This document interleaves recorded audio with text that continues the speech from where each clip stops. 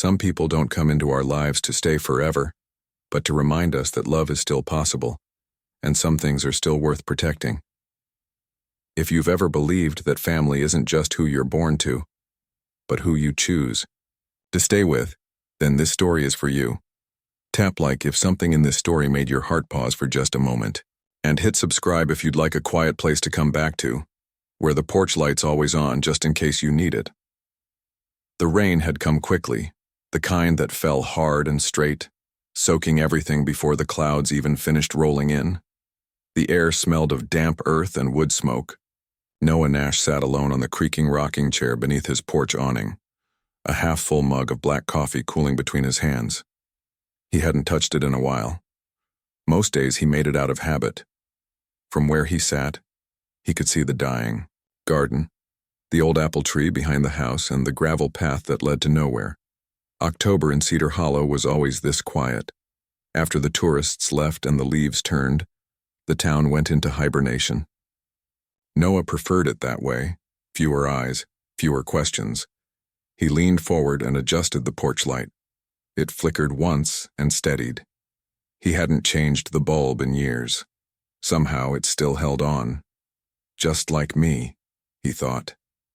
The wind swept through the hollow like a whisper. The porch boards groaned. Then a knock. 3 soft raps, hesitant. Then another. Noah turned his head slowly, unsure if the sound was real or imagined. He stood, feeling the familiar tightness in his left shoulder, an old fire line injury that never healed quite right. Rain trickled off the roof as he stepped to the door and opened it. There, beneath the dim porch light, stood a young woman holding a boy no older than 6. Her hair clung to her cheeks, soaked and tangled. Her coat, too thin for the weather, clung to her small frame. The boy's face was buried in her chest, his hands clenched around her neck. He trembled, her voice cracked as she spoke. "I'm sorry, we don't want to bother anyone. We just need to stay out of the rain." Noah looked at her. Really looked. There was no drama in her voice, no rehearsed desperation. Only exhaustion. She wasn't selling him a story. She didn't have the strength for that. He hesitated. It would be easier to say no. Easier to keep the door closed, the porch light on and the world out. That's how he had survived for 4 years. Since Amelia and Lily were taken. Since the fire that changed everything. But the boy shifted in her arms, a soft whimper escaping, his lips, and Noah's chest twisted like a muscle cramping from disuse. "Come in," he said quietly. "It's warm inside." The house still smelled like old cedar and smoke from last week's firewood. It was clean but lived in. A single lamp lit the corner of the room, casting a soft glow across the floor. Noah gestured to the couch near. "The fireplace. You can sit there. I'll get towels." The woman nodded without speaking. She set the boy down carefully. He clung to her coat for a moment, then let go. He was thin, with wide, dark eyes and wet socks. Noah returned with 2 towels, handed them over, and stepped back, unsure of what to do with himself. He watched as the woman gently wiped the boy's hair and shoulders, then dried her own hands. "Thank you," she whispered. "You hungry?" he asked. It came out gruffer than intended. She hesitated. "We haven't eaten since morning." Noah nodded once and disappeared into the kitchen. He didn't have much, but there was bread, butter, and a leftover vegetable stew he could heat. As the pot began to simmer, the boy peeked around the corner of the doorway. Noah caught his eye. "You like toast?" The boy nodded just barely. "I've got cinnamon." The child's eyes sparked. The kind of spark Noah hadn't seen in a long time. Back in the living room, the fire crackled. The boy sat cross-legged, with a blanket around his shoulders. The woman sat beside him, her hands folded tightly in her lap. Her face looked younger now that it was dry, but her eyes carried years he couldn't guess. "Name's Noah," he said, setting 2 bowls on the coffee table. "Ellie," she replied softly, "and this is Jamie." The boy didn't speak, but he gave a shy glance toward Noah. "He doesn't talk much to strangers," Ellie explained. "Smart kid," Noah said, trying a faint smile. They ate in silence for a while, the only sound the rain against the windows and the occasional snap from the fire. Ellie ate slowly, like someone who hadn't been allowed to enjoy food in weeks. Jamie devoured the toast first, then spooned the stew with quiet focus. Noah sat nearby, not wanting to intrude. He didn't ask questions, not about why they were out in the storm, not about where they came from, not yet. But he watched them. Watched how Ellie kept glancing at the window. Watched how Jamie didn't let go of her sleeve. There was something behind those glances. A shadow. Fear. When they finished, Ellie stood and began gathering the dishes. "Don't worry about that," Noah said. "You've had a long day." "So have you," she replied. "I can help." He didn't argue. Instead, he walked to the front door and opened it just a crack. The rain had slowed, but the wind still howled through the hollow. He looked out into the dark trees beyond his yard. Nothing moved. Still, something inside him stirred. An old instinct, a quiet alarm. When he turned back, Jamie had fallen asleep on the couch, curled beneath the blanket like a kitten. Ellie sat beside him, staring into the fire, her hand resting gently on the boy's back. "You two can stay the night," Noah said finally. Ellie looked up, startled. "Only if you're comfortable," he added. "Just the couch. I've got a guest blanket." She nodded, then looked down, blinking fast. "Thank you," she whispered. Truly. Later, Noah stood alone on the porch again. The coffee was cold, the wind had died, but the air still smelled of rain. He looked out at the gravel path, then back at the front door, the same one that had opened just hours before and let something in, something that might just be hope, or trouble, or both. His hand brushed the porch light as he passed it. It flickered, then held steady. And for the first time in years, Noah Nash didn't feel entirely alone. Noah didn't sleep much that night. He lay in bed listening to the ticking of the old wall clock, the creak of the house as it settled against, the chill and the soft rustling of two strangers sleeping on his couch. It had been years since there was anyone else in the house. Years since he'd heard the sound of quiet breathing in the next room. He wasn't used to it anymore. The presence of other lives under his roof made the house feel full. Not in a bad way, just unfamiliar, like wearing an old coat you thought you'd thrown away. At some point just before dawn, he dozed off. He woke to the smell of toast. Noah blinked. The room was still dim with early light, but the scent was unmistakable. Cinnamon toast and something warm and sweet. For a moment, he thought he was dreaming. For a moment, he thought Amelia was in the kitchen again, humming that same quiet tune she used to hum on Saturdays when she made breakfast for Lily. But the house had changed. The voices were different. And when he sat up, the silence was thicker than memory. He pulled on a flannel shirt and stepped barefoot into the hallway. From the kitchen, he heard soft clinks, ceramic against ceramic, a spoon stirring a cup. Ellie stood at the counter, barefoot on the worn wooden floor. Her damp coat from last night hung neatly on a chair. Her long dark hair was now dry, pulled back into a loose braid. She was spreading butter on toast like she'd done it 1,000 times before. Jamie sat at the table, wrapped in the same blanket from the night before. He was coloring something on a folded napkin with a red crayon. Noah hadn't realized he still had in the junk drawer. "You're up early," Noah said, his voice still husky from sleep. Ellie turned, startled. Then she smiled. Not wide, not bright, but real. "I couldn't sleep much. Figured I'd make something."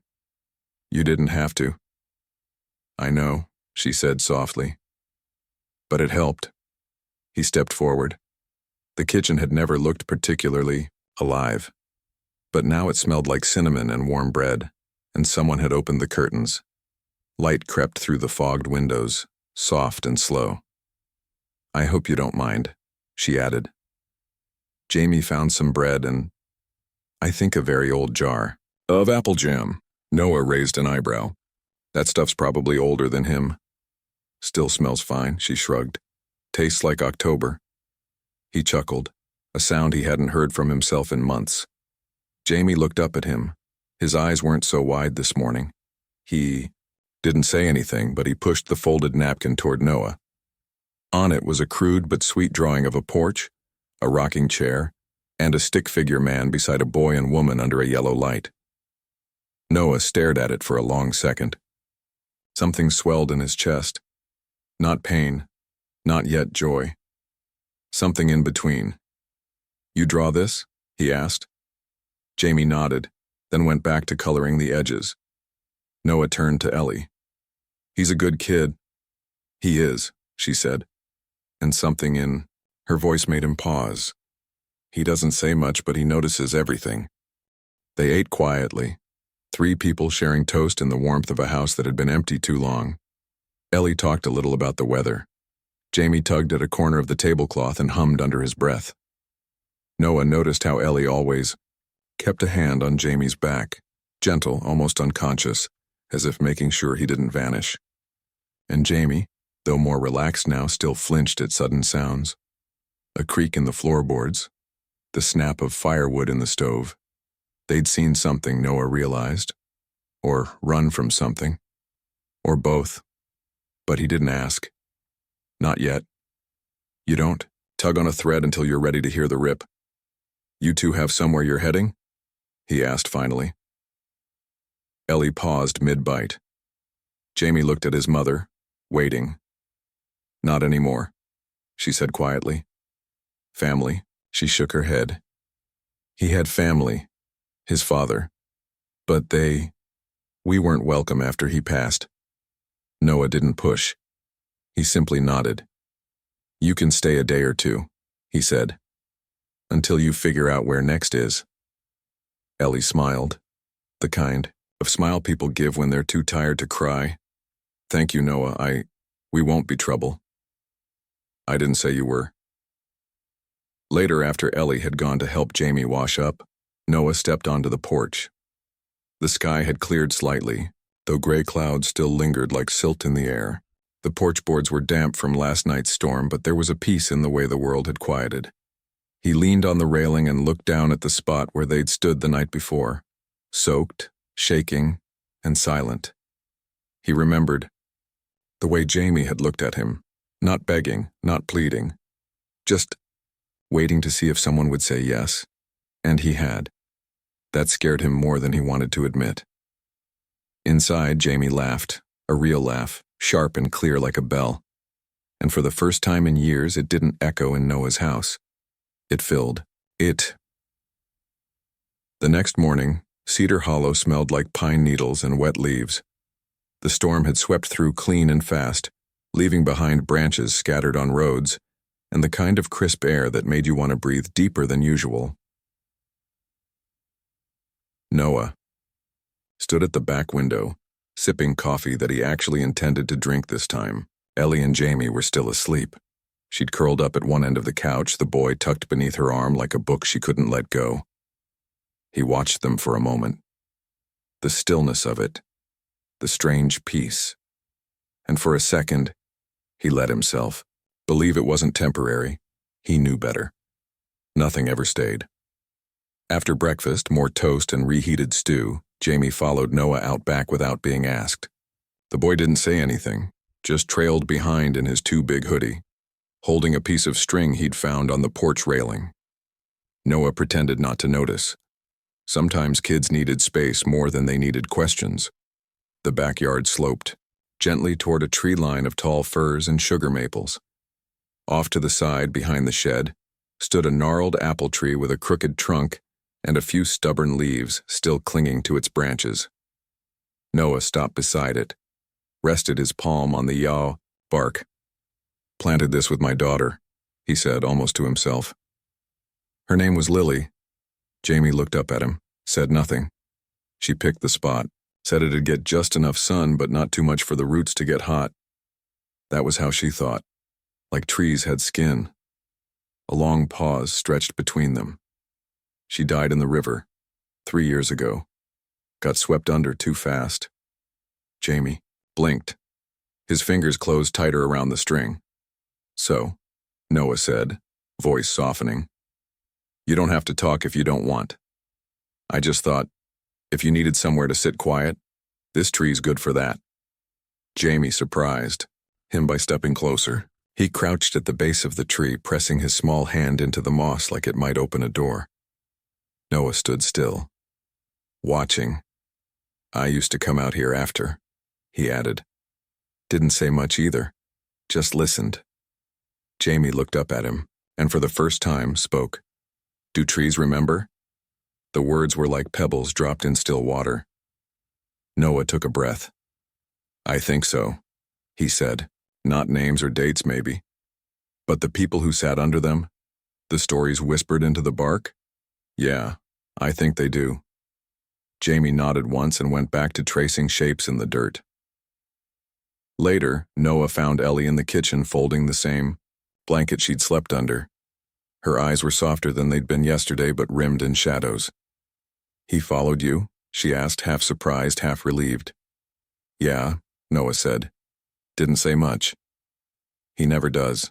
Not since. She paused, then started again. We moved a lot. Never stayed anywhere long enough to belong.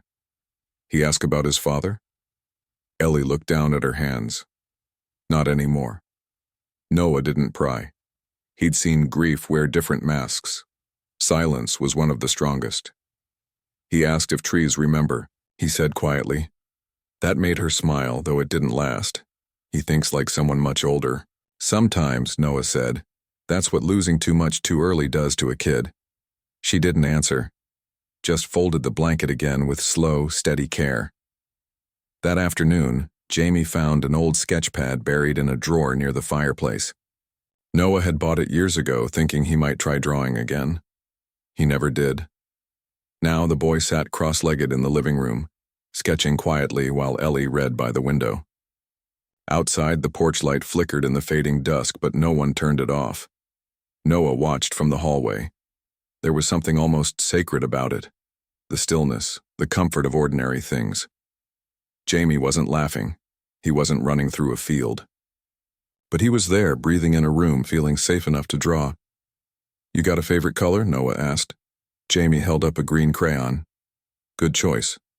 My girl loved green. Wore it so much I still see it in my sleep. Jamie gave him a small smile, just a flicker, but enough to move something in Noah's chest. That evening, while Ellie helped Jamie brush his teeth, Noah stood on the porch again. Same light, same chair, same creaky boards, but nothing about it felt the same. He thought of Jamie under the apple tree, tracing the bark with his fingers. He thought of Ellie folding that blanket like it was the only thing she could keep neat in her life.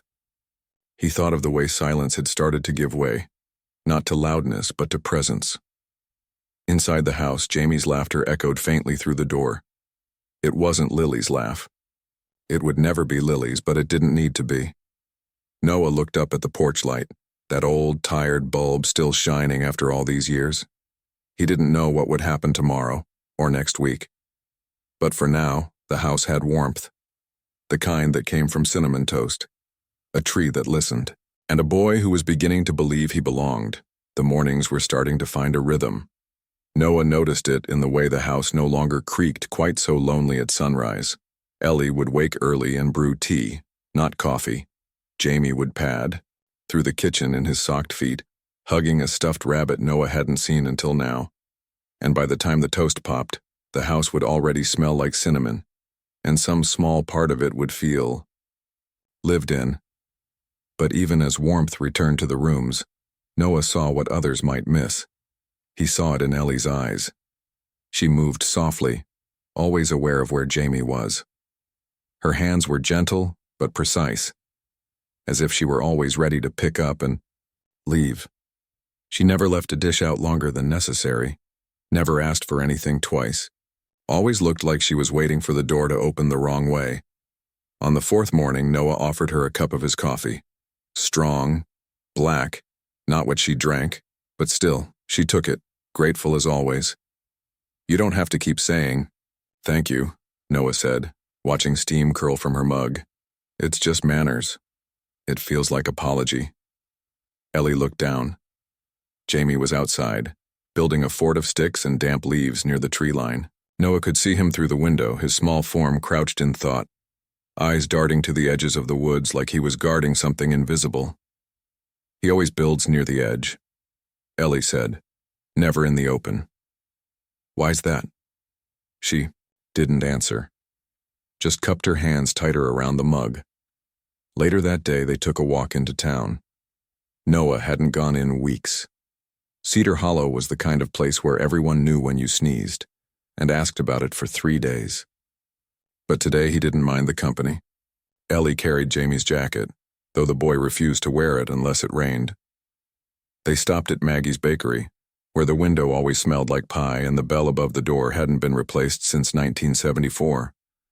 Maggie herself, short and silver-haired, peered over the counter. "Well, I'll be damned," she grinned. "Noah Nash with a lady and a kid. You dying or healing?" "Somewhere in between," Noah muttered.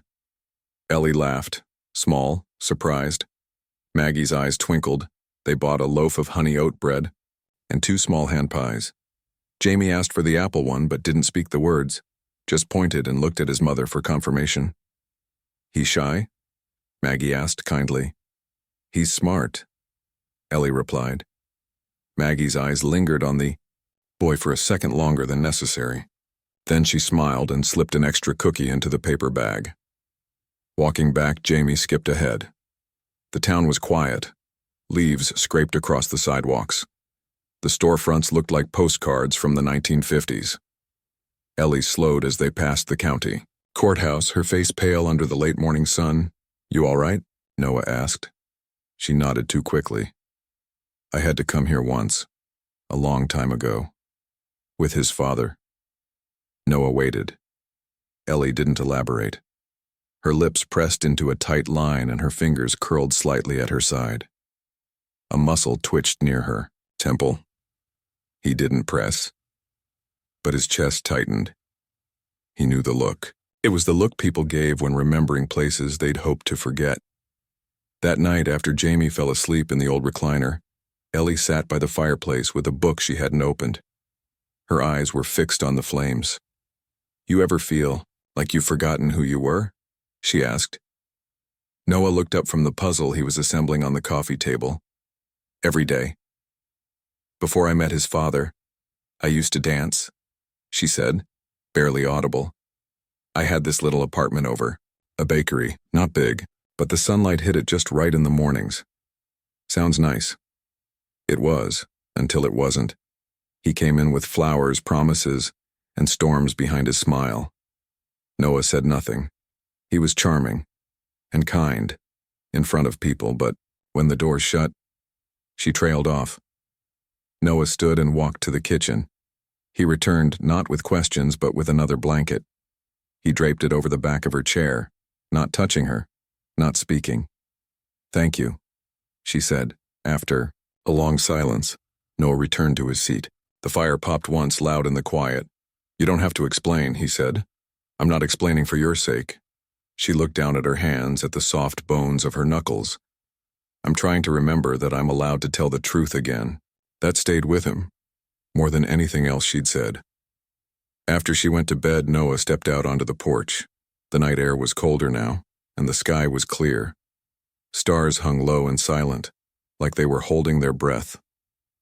He sat in the rocker, hands in his lap, and stared into the woods. In the old days, he would have called the sheriff, asked for a background check, asked what she was hiding. But tonight, he just listened, to the way the trees moved, to the way the porch light hummed faintly above him, to the ache in his chest that was no longer just grief, but something different, something closer to hope. Or danger. Maybe both. Inside, Jamie stirred in his sleep. Ellie's voice whispered gently through the hallway, a lullaby barely above breath. Something about the stars. Something about finding your way home. Noah didn't move, but a thought returned to him like an echo. You don't always have to be the rescuer to help someone rebuild. Sometimes you just have to leave the light on. The Cadillac didn't belong in Cedar Hollow. It was the kind of sleek, silent machine you saw in cities or movies, not crawling over cracked asphalt outside a modest home with moss between the bricks. and a porch light that buzzed like an old wasp. Its paint was charcoal black, too clean like it had never seen weather. The engine purred as it rolled to a stop at the edge of Noah's gravel drive. He was standing near the woods with an axe in his hand, splitting a stack of damp firewood. Jamie had been playing not far off, stacking acorns in quiet rows, lost in his own little world. The moment the Cadillac appeared, Jamie froze. Noah noticed. Not the way a man glances at a passing car, but with the sharp, buried instinct of someone who used to run into burning houses. He saw it in the boy's shoulders, in the way he backed up slowly, never taking his eyes off the man who stepped out of the vehicle. The stranger was tall, trim, silver hair brushed back, dark suit pressed and dry despite the dust. His shoes didn't crunch the gravel. His gaze swept the yard like a security camera, then zeroed in on Jamie. Noah dropped the axe without thinking. He crossed the yard in a few steady strides, stopping just in front of the boy, planting himself. They're like a wall of living oak. "Can I help you?" he asked flatly. The man didn't flinch. "I believe so." His voice was smooth, practiced. "I'm looking for a woman named Ellie Klein and her son." Jamie clutched the back of Noah's coat. "Who's asking?" "Name's Alan Whitmore. I'm an attorney. Her late husband retained our services for estate matters." A faint pause. "I've been trying to find her for some time." Noah didn't move. "You found her by coincidence?" Whitmore smiled, thin and unreadable. "I make it my job not to rely on coincidence." The silence stretched long enough for the wind to kick through the trees. Jamie was trembling now. Noah felt it through his jacket. "They're not accepting visitors," he said finally. "This isn't a social call, Mr. Nash." That stopped Noah cold. "How do you know my name?" "It's on your mailbox." It wasn't. Noah had never repainted the numbers. Whitmore stepped forward, not too close, just enough to make his next words feel weighted. "Please inform Ms. Klein that I'd like to speak with her. Soon. If she refuses, well, I can't promise I'll stop looking." Noah didn't answer. He didn't need to. Jamie's grip on his coat said everything. Whitmore slid a card from his pocket and set it on the porch railing as though the house itself were a receptionist. Then he turned, got back into his car, and drove off as quietly as he had arrived. Ellie was folding towels when Noah walked inside, Jamie close behind him. "Someone's here," Noah said. She froze mid-fold. "Black Cadillac," said his name's Alan Whitmore, attorney. Her face lost all color. The towel slipped from her hands. "No," she whispered. Jamie sat on the floor, legs pulled up to his chest, watching her. Noah watched too. The moment turned in slow motion, Ellie reaching for the wall, her breathing shallow, lips moving without sound. "He was your husband's lawyer?" She nodded once. "But not just his. He worked for the family. All of them. Why's he here now?" She shook her head, eyes glassy. "I thought we'd disappeared well enough. I thought they wouldn't bother anymore." Noah stepped forward, steady. "Ellie, what does he want?" She swallowed hard. "He wants Jamie." Noah felt the air shift. Heavy. Thick. "Why?" She looked down at her son, then back at Noah. "Because Jamie is more than just a boy they disowned. He's the only legitimate heir left, and they need him, or at least they need control over him." The puzzle pieces clicked, too fast, too clean. "You're saying Jamie owns something?" "Not yet," she said. "But he will, when he turns 18, unless someone contests it. And they will." She nodded. "They don't want him for who he is, just for what he represents. A signature, a seat, a shield." They didn't talk much for the rest of the day. Jamie stayed close to Ellie, his drawing pad untouched. Noah went back outside and stacked the firewood he'd dropped. Each log hit the pile like punctuation, sharp, hard, angry. That evening, Noah sat on the porch with a mug of tea. He didn't drink it, just let the steam curl up into the cold air. Inside, Ellie was cleaning the kitchen. Not because it was messy, but because she needed something to control. Jamie was asleep, finally. Noah looked at the business card Whitmore had left. It was smooth, embossed, cold. He flipped it once, then again. "They want him," he muttered, and then quieter. "But they'll have to come through me." He didn't say it out of bravado. He said it like someone drawing a line. From the porch, the woods were still. The sky had turned the color of ash, and the porch light flickered slightly overhead. For years, Noah had left that light on out of habit, out of superstition, maybe even out of guilt. But tonight, for the first time, it meant something again. It wasn't just a light anymore. It was a warning, a watchtower, a promise. The next morning came without color. No sunrise. Just a slow unfurling of gray sky over Cedar Hollow, heavy and indifferent. Fog clung low to the ground like it was trying to muffle the world, and inside the house, it did the same to conversation. Ellie was quiet. Jamie was quieter. Even the floorboards seemed to creak more carefully, as if they too didn't want to break whatever fragile barrier was holding this place together. Noah made oatmeal, toast. No one asked for it, but he made it anyway. Ellie barely touched hers. Jamie picked at his with the back of his spoon, drawing swirls in the bowl. The boy didn't speak once. "He always shuts down like this when he feels unsafe," Ellie said softly. "He doesn't cry, he just disappears." Noah sat across from her, watching the steam rise from her untouched tea. "You said they want him," he said. "But you didn't tell me why. Not all of it." Ellie didn't answer right away. Her hands were folded so tightly her knuckles had gone white. "He was born into that family," she said finally. "But he doesn't belong to them. Not in the way they want to believe." Noah waited. Jamie's father, Nathan, he was the youngest son of Henry Wilder. Wilder Holdings, Oil and Timber, billion-dollar legacy, a last name that gets you doors open before you even knock. "I've heard of them," Noah said. "Of course you have," Ellie replied, not unkindly. "They're everywhere and nowhere. They keep quiet because they can afford to." She took a breath, one of those deep ones where you have to convince your body it's safe to speak the truth. "Before Nathan married me, he had another relationship, one that the family didn't approve of. A girl from a small town, younger, not polished. It ended badly. She died in a car crash, suspicious circumstances but no proof. Nathan was devastated. Noah didn't interrupt. He knew when a person was trying to walk across thin ice from memory to confession. What no one knew was that she was pregnant. When she died, Nathan found out she'd had the baby. He tracked the boy down, Jamie. He was only a year old. He was living in a foster situation, not a good one. "You adopted him?" Nathan did. Quietly, with forged paperwork and the kind of lawyers who erase things for a living. "He brought Jamie home to me. I raised him as mine. No one in the family ever knew the full truth." Noah leaned back. The puzzle pieces weren't just fitting, they were being forced into place by hands far richer and colder than his. "So Jamie's their blood," he said, "but not through you." Ellie nodded.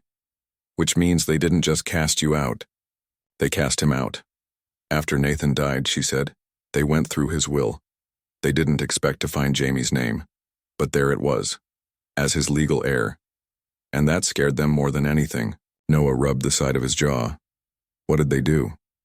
"At first they tried to pay me off. Offered me houses, trust funds, hush money. I refused. Nathan wanted Jamie to have a life, not a leash. And when that didn't work, they tried to smear me. Said I faked documents, threatened custody battles, had private investigators follow us for months. Eventually, we disappeared." She exhaled, like something long buried had finally clawed its way up. "That's why we were on the road when you found us." They sat in silence for a while. In the other room, Jamie was staring out the window, one hand pressed to the glass like he was trying to hold the world at arm's length. Noah looked at Ellie. Not the way he had before, as a guest in his home, or a woman with too many shadows, but as someone who had been through a different kind of fire. Not everything that burned you left blisters. And now? He asked. Now that Whitmore's found us, they won't stop, she said. They won't send lawyers next time. They'll send people who don't wear suits. Noah didn't ask how she knew. He could see it in her eyes, the certainty of someone who had run before, and knew what it cost to keep running. You can leave if you need to, she said suddenly. You didn't sign up for this, you don't owe us anything. He didn't speak, not for a while. He thought about Lily, about Amelia, about the nights he spent in this house with only silence for company, about how the porch light had stayed on anyway, maybe for them, maybe for no one, maybe just for today. I didn't sign up for it, he said, but maybe I showed up for it. Ellie looked at him. Really looked.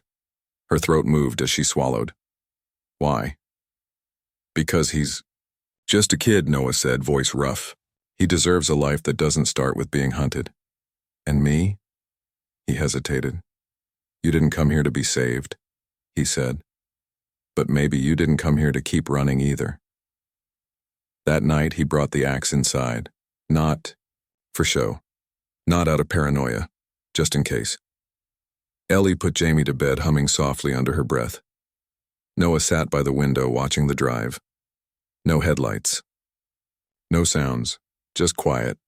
But not the lonely kind. The kind that comes when people who are tired of fighting finally sit down on the same side. The wind picked up at sundown. It came fast and sharp, rattling the windows like loose change in a jar. Noah stood on the porch, watching the horizon disappear behind a sheet of cold rain rolling in from the mountains. Cedar Hollow hadn't had a storm warning in weeks, but tonight, the sky looked like it had been waiting for permission to fall apart. Behind him, the house had taken on a different silence, not the tentative hush of guests trying not to intrude, but the tense stillness of people who'd been found. Jamie had barely spoken since Whitmore's visit. He clung to Ellie more than usual, and when he did speak, it was in whispers. That afternoon, he had asked Ellie, "Is it safe here?" With the kind of earnestness that shouldn't belong in the voice of a 6-year-old. And Ellie, Noah had seen something break in her when she couldn't give a clear answer. The power flickered. Just after dinner, they'd finished a quiet meal, soup and crackers, the kind of food people eat when they're too tired to pretend everything's fine.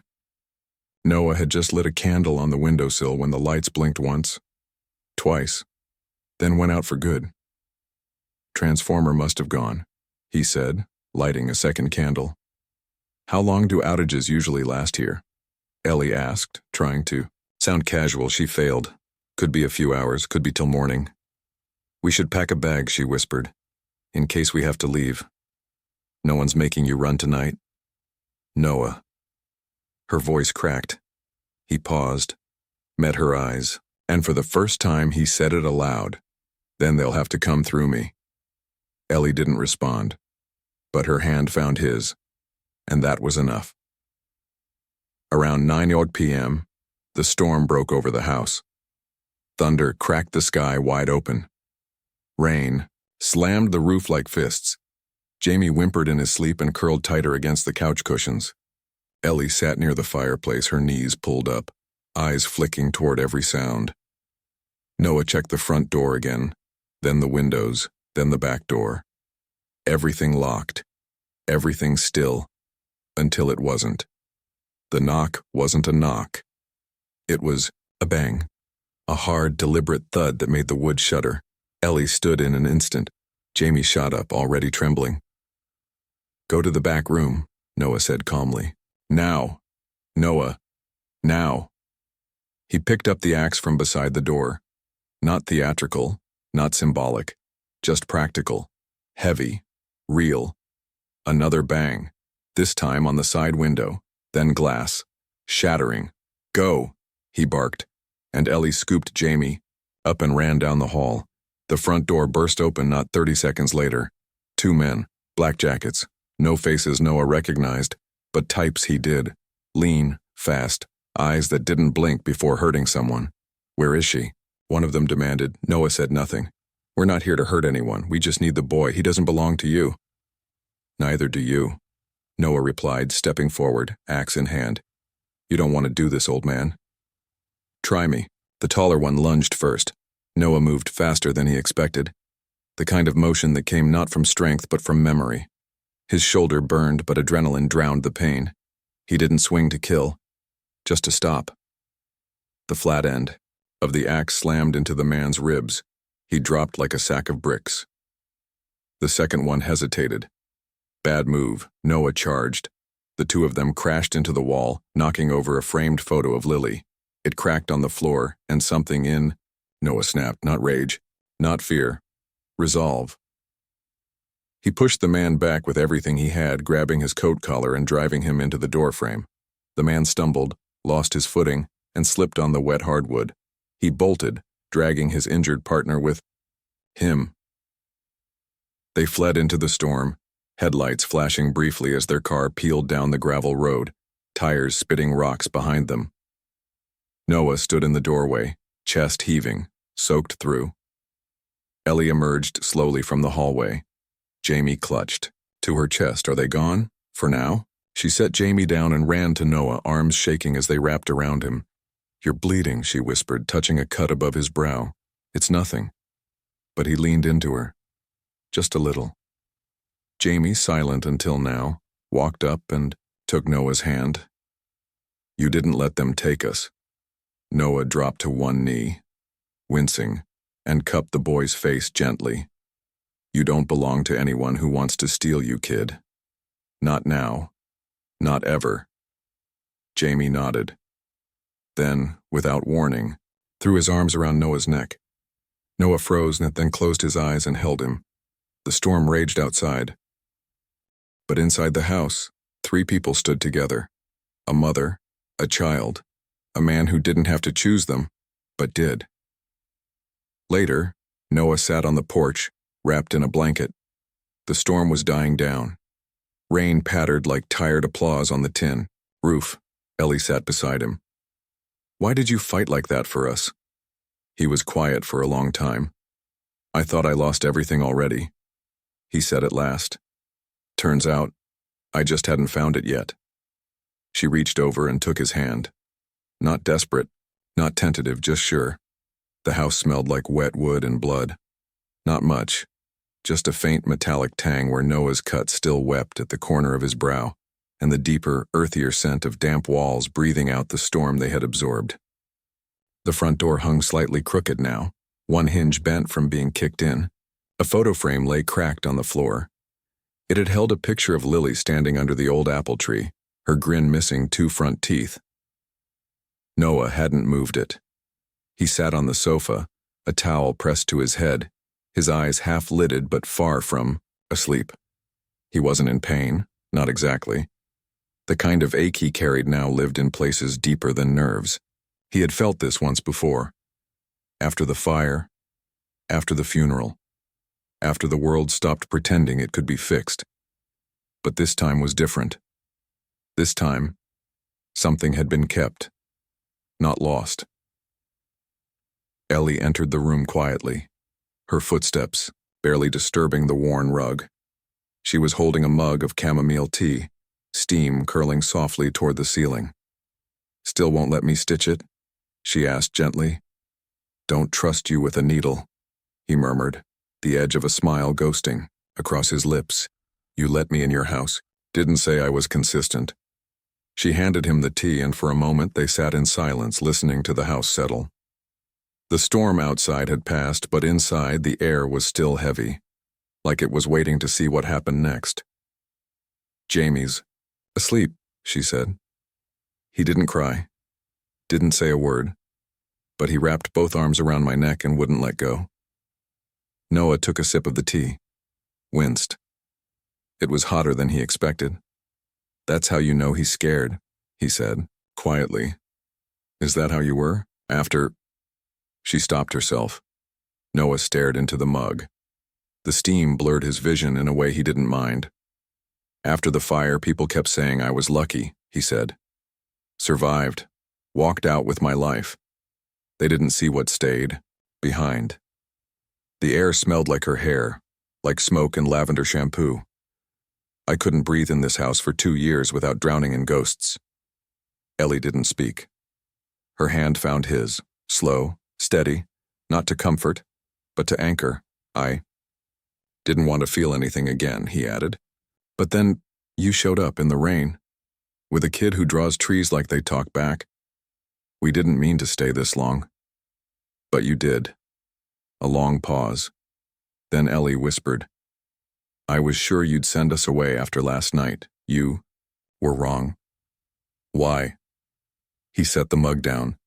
Because when that door busted open and I saw them, it wasn't just instinct, it wasn't just anger, it was clarity. I knew what I had to do, no second guessing. Just stand there. For us. For me, he said, because I finally had something worth standing for again. They sat there side by side until the fire burned down to red embers. Outside, the porch light flickered once, just enough to remind them it was still on, still watching, still waiting for someone to need it. Ellie leaned her head against Noah's shoulder. He didn't flinch. Later that night, Noah couldn't sleep. He wandered through the house barefoot on the cool wooden floors. He passed Jamie's door. It was cracked open just enough to see the boy curled up beneath the quilt Ellie had stitched. On the road, little green trees sewn by hand. Noah went outside. The storm had left puddles across the gravel and scattered leaves like confetti after a bitter celebration. The sky had cleared. Stars hung low and bright, reflected dimly in the water pooled along the walkway, and the porch light, still on. He stepped off the stairs into the yard and toward the back, where the apple tree still stood, half naked now, its leaves surrendered to the season. There at its base was something new, a small wooden sign, Promise Tree. It was Jamie's handwriting, carved clumsily with the tip of a pocket knife Noah didn't know he owned. The wood was sanded smooth at the edges, a few green crayon smudges still visible around the letters. Noah knelt down. His body groaned in protest, but he didn't care. He reached forward and pressed his palm to the trunk like he'd done 100 times before, but this time it wasn't just memory he touched. It was presence. It was choice. Inside, Ellie stood at the window watching him. She didn't move, didn't call out, but she knew, just by the way he leaned into that tree. Noah Nash wasn't going to let them run anymore, and neither was she. The next morning, Noah found a box of nails and an old hammer buried in the shed. The front door still leaned awkwardly on its hinge, a silent reminder of the night they'd all pretended to sleep. Jamie had clung to Ellie most of the night. Ellie had clung to silence. And Noah had clung to the porch, watching the horizon, waiting for headlights that never came. But now, in the clean light of morning, it was time to do more than wait. He laid out his tools, tested the wood around the doorframe, and began repairing what could be salvaged. His shoulder ached. The cut above his eye had scabbed over, tugging when he squinted into the sun. Still, he worked slowly, methodically. It wasn't about speed, it was about intent. By midday, Maggie, the bakery owner, showed up with fresh bread and sharp eyes. Heard there was some trouble last night, she said, arms crossed, voice low. Noah didn't look up.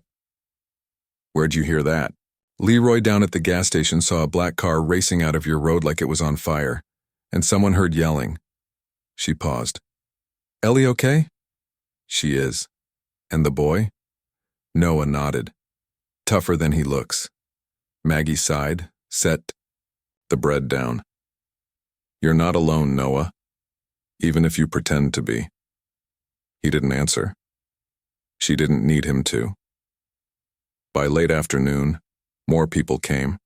The sheriff stopped by, not in uniform, just in flannel and boots, carrying a new lock and a quiet respect. Word travels, he said simply. So do threats. But they stop at this town's edge. You got people here now, Noah. They worked side by side, replacing hinges, setting a sturdier bolt into the frame. Jamie stood at the window and watched, wide-eyed, as adults built something, not meant to chase him. The next day, Leroy brought extra shingles for the porch roof. Sarah from the hardware store dropped off 2 cans of exterior paint. Even old Mr. Harvey, half blind and usually half drunk, showed up with a hammer and a pocket full of bent nails. "Used to build boats, you know," he said proudly. "House. Can't be much harder." Noah smiled for the first time in days, not because the house was being fixed, but because he wasn't fixing it alone. Inside, Ellie and Jamie worked on something of their own. Noah found them kneeling on the kitchen floor, brushing dust off an old wooden table. The legs were uneven, the surface warped from time and neglect. But Jamie had drawn flowers along the edges in chalk and Ellie was sanding it down, steady and focused. "I thought maybe," she said, not looking up, "we could eat here again, all of us." "It's just a table," Noah said. She smiled. Not to him. Noah ran a hand along the top, felt the warmth of where her hands had just been. "Then let's make it strong again." By the weekend, the house was changed. Not perfect, but changed. The porch stood straight. The roof no longer leaked. The front door opened without groaning, and every evening when the sky turned gold behind the trees, 3 people sat on the steps and shared stories they hadn't told in years. Ellie started laughing again. Real, open laughter. Jamie played without checking the edges of the yard, so often. And Noah, for the first time in years, stopped waiting for the other shoe to drop. On Sunday, Ellie brought home a sapling, a small, skinny tree no taller than Jamie, with a crooked trunk and roots bundled in burlap. She planted it in the backyard near the old apple tree, not too close, but close enough to share the light. Jamie placed a single stone at its base, then another, then 3 more. "This one's mine," he whispered. Noah stepped back, watching. The boy pat the dirt with both hands. "What kind of tree is it?" he asked. "Doesn't matter," Ellie said, "as long as it grows here." They stood for a long time in the soft silence of dusk, watching as Jamie tied a ribbon around the trunk. Green, of course, the same color Lily once wore in her hair. Promised tree, Noah thought again. Not a symbol of what had been lost, but of what was being chosen. That night, they ate dinner at the newly restored table. Nothing fancy, soup and grilled cheese, but it tasted like something more than survival. It tasted like routine, like home. When Jamie reached for Noah's hand during grace, neither Ellie nor Noah said a word. They just held on. Later, as the wind stirred the porch light and the stars blinked awake, Noah stepped outside. The porch creaked under his feet, less than before. He looked out over the property, the woods, the driveway, the trail where headlights once approached, and he realized he was no longer waiting for someone to come back. He was staying for someone already here. The fall settled in for good by the end of October. Cedar Hollow was bathed in amber and cinnamon, leaves crunching underfoot, breath fogging up the windows in the morning. Jamie had started collecting acorns in a mason jar he kept by the door. Every few days he'd bring a new one inside, inspect it like a gemstone, and whisper something to it before dropping it in. Noah didn't ask what he was saying. Some things are meant to stay between a boy and the world he's learning to trust again. On a quiet Thursday morning, Ellie found Noah in the shed, hunched over a piece of sanded oak. His shoulder ached, but he worked anyway, slow and steady, every movement deliberate. "What is it?" she asked. "A bench," he replied, not looking up. "For the porch. We already have chairs." "Chairs are for sitting alone," he said. "Benches are for people who don't mind sharing space." She smiled, that crooked, guarded smile that still crept in like sunlight through blinds. "You're not as gruff as you pretend, Noah Nash. Don't ruin my reputation." Too late. That evening, Jamie helped Noah carry the finished bench out to the porch. It was small but strong, wide enough for 3, built from reclaimed wood taken from the old barn down the road. Placed it under the porch light, just right of center. "It smells like the forest," Jamie whispered. "That's because it used to be part of it," Noah said. "So now it's home." Noah didn't answer, just nodded, throat tight. They spent most nights there now, all 3 of them, wrapped in quilts, sipping tea or cocoa, watching the sun tuck itself behind the tree line. Jamie would sit in the middle, drawing pictures in his sketch pad. Ellie would lean into Noah's side. No one talked much. They didn't have to. Some silences are sacred. One night after Jamie had gone to bed, Ellie stayed behind on the bench. She was holding something in her lap, a photograph, slightly bent, slightly faded. It was of her and Nathan before everything. Before the lies, before the power plays, before the darkness closed in. I used to wonder if any of it was real, she said. Was it? The love was, she said. But it wasn't enough. Not against what they were born into. Noah listened. With you, it's different, she added. It's not louder or bigger, it's just steadier. That's all I've got left to offer, he said. She looked at him. It's more than enough. Then softly, I thought I'd never be safe again. I thought Jamie would never have a real childhood. You both deserve more than safe, Noah said. You deserve quiet joy, time. Do you believe we can still have that? He didn't answer right away, just reached out and took her hand. I don't believe in forever, he said honestly.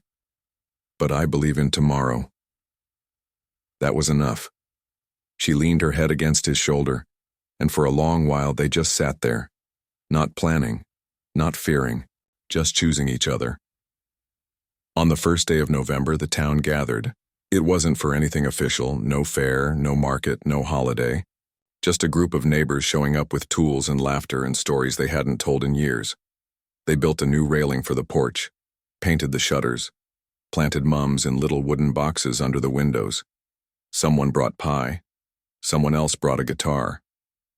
By dusk, the house didn't look brand new, but it looked loved, which was better. Later that night, Noah walked Jamie out to the promise tree. The sapling had taken root, its small leaves shivering in the breeze but holding firm.